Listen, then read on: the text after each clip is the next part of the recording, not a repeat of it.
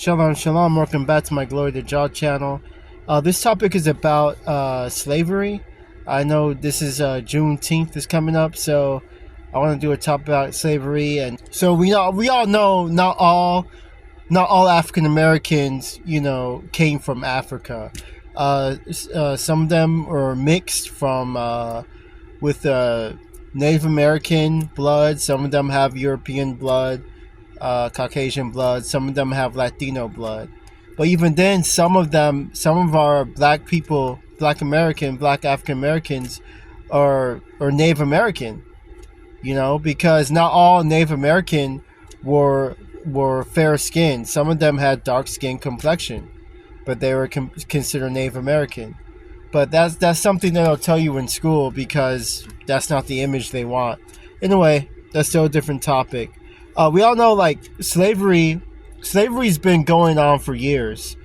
Even before America had slaves, slavery was going on for years. It's just that America was like the last ones to have them, and the impact that they had was a huge impact, So that's why it's always remembered. And you also have to think about this, is that there's only two countries in Africa not to have slaves. And that was Ethiopia and Liberia. Liberia was a country in West Africa, or land in West Africa, that was bought by the United States in order to send the slaves back to Africa. So in that sense, they never really had slaves. The people there were slaves themselves that built their own government, which is kind of cool. But, yeah, so that was Liberia, but all the slaves came from West Africa, Nigeria, Ivory Coast, Ghana, the other country, Burkina Faso, Togo, even some from Cameroon. Even though Cameroon is kind of considered Central Africa, the beginning of Central Africa, it's still, to me, it's considered, because it's by the water, it's still considered West Africa to me. But yeah, they all came from West Africa. And what happened was the families and stuff like that the slave owners broke the families apart. The slave owners broke the families apart because they didn't want a rebellion. They didn't want them, all speaking the same languages and getting together and rebelling like the Haitians did. And this is a story I didn't even know until like a few years back. Like the Haitians, they had slaves, the white man had slaves that were brought to Haiti from West Africa as well. But what happened was they all rebelled because they all spoke the same language, and they rebelled over the white man to get their land back. And America didn't want that, so they started breaking families apart, breaking tribes apart. So what's the best way people can do, or any living thing can do, to survive, is they reproduce. So they find a way to reproduce, any means, anyhow.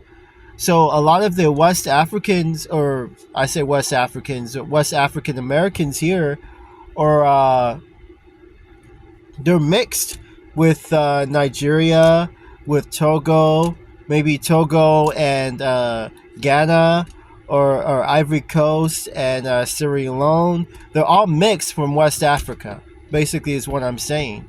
So they really should be called West African Americans, because Africa is a continent, it's not a country. But for some strange reason, America just views it all as a country, and that's really weird.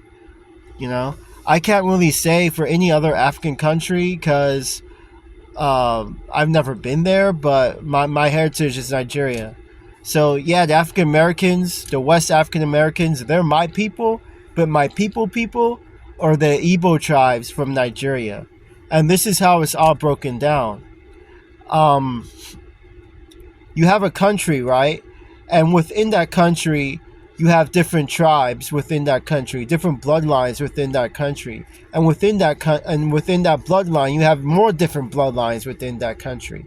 And that's what makes Yahweh so great, is that he's a creator. He creates something, and within that something, there's another creation. And within that something, there's another creation. It's the same thing with spiritual bloodlines as well. It's kind of like if you had like a big egg, right? And then you break that egg, and then there's a smaller egg inside that egg, and then a smaller egg inside that egg, and so on and so on. So that's what makes Yahweh pretty cool. That's why I worship him every day. You know, he created all living things, and he knows exactly what he's doing. His actions is divine. His actions is divine. So, you know, I praise Yahweh every day. But going back to my topic, say the Asians were slaves, right? And you had someone from China, someone from Hong Kong, mixing with someone from Japan, or someone from Japan mixing, sleeping and having kids with someone from Cambodia or Vietnam. You know, so they're all the same. They're all even they're all Asians, but they're kind of a different breed of Asians. If that were to happen, or it's the same thing with Africa. You know, and like I said earlier, Africa is a continent, it's not a country. So you got mixed. The African Americans here are mixed with different tribes and stuff like that. Tribes within a tribe. So, but you know, to say something about African Americans, they kind of they have adapted pretty well.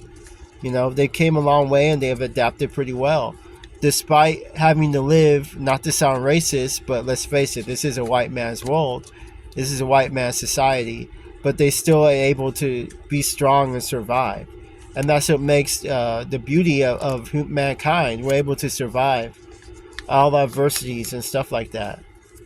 So, yeah. Now, why did it take so long for Juneteenth to be publicly notified? I have no idea. You know, African Americans, they always get the short end of the stick when it comes to America.